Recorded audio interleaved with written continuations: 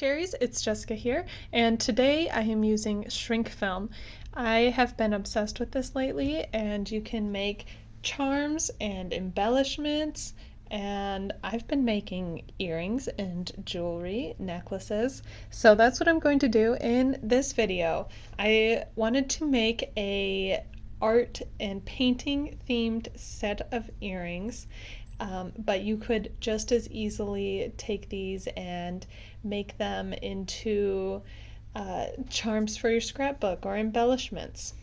So I'm starting by tracing over with some black acrylic paint, and I have noticed that it really matters what brand paint you use. Some brands will chip off. I've found that the Dina Wakley paints work really well and they don't chip off. So that's the type that I would recommend. I also use some Stamperia, and that one chipped off a lot. That's what this uh, beigey white color is, and you'll see I ended up having to repaint that after I shrunk it. So I would say just test out your paints before you start shrinking. Because this shrink film is clear, you're able to draw and trace over objects. So I grabbed some paint clip art, printed it out, and then that's what I used to draw. So if you're not a painter or a drawer, it is really easy. After they were painted, I'm cutting them out just using regular scissors.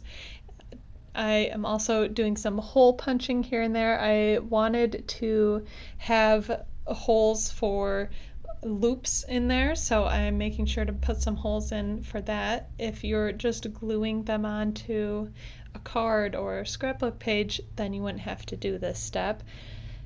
And now is the fun time of shrinking. If you haven't shrank them before, you might be a little concerned at first because they go all crazy and they go all over the place, like you can see with this little pencil. But once it gets to the end stage, they become pretty flat.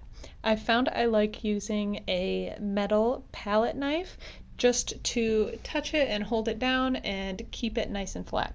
So you can see I did move it around a little bit, and this pencil was trickier than most things because it's so long and thin. But even with that, you could see how straight it ended up getting. I found that holding the heat tool from a little bit of a distance, so it more evenly distributes the heat, is better. And also, if you hold it too close, it will bubble up your acrylic paint, which could be cool if that's what you're after, but it isn't what I wanted. Now to seal in the paint, I'm using some clear embossing powder and putting on some embossing ink, sprinkling on the powder, and it gives it a really nice finish.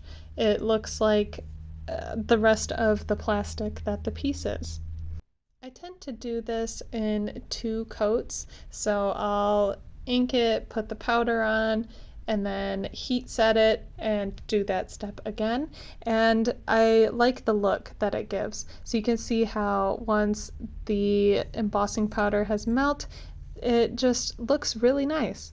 And now that you can see them all, I'm going to start assembling. So cute. I'm obsessed with these. I'm using some jewelry pieces, including these pliers and then some wires that you use in jewelry making and some jump rings. And that's really all I needed for the assembly. And I wanted a nice layered look. I love wearing big fun earrings, so that's definitely the look that I was going for. If you wanted a more simple pair, you could definitely do that too. Or I've done them before with just a single flower, and I think they're so pretty that way, where they can still look very painterly and artistic, but not be so wow in your face. But that is definitely what I'm going for with this set. I don't know if you ever used Shrinky Dinks as a kid, but I was obsessed with them. I thought they were so cool, and I'm excited to be reunited with a version of them and be able to do more refined crafting with it. After I had all of these pieces together, I thought I would add in some beads just for a little extra something to fill in some of the gaps. And I'm using some thinner wire. It's wire that I can easily twist with my fingers. And I'm just twisting the bead on, and then I'll twist the wire on one of the jump rings that are holding all of the earring pieces together. I would love to know if this is a craft that is interesting to you, or if you would try something similar, or if you would use this technique on something else. I would also like to make some embellishments for art journals and scrapbook pages because it's really easy to just print something out, paint over it, and you're just tracing at that point, and I think you can get a lot of personalized things. Also, I was thinking like name charms would be great for kids because kids love anything with their name on it. You could have their name and their favorite character from a show. That's just a few ideas that I had, but I love how these turned out. I think they're so fun, and I can't wait to wear them. I hope you enjoyed this video. Thanks for watching.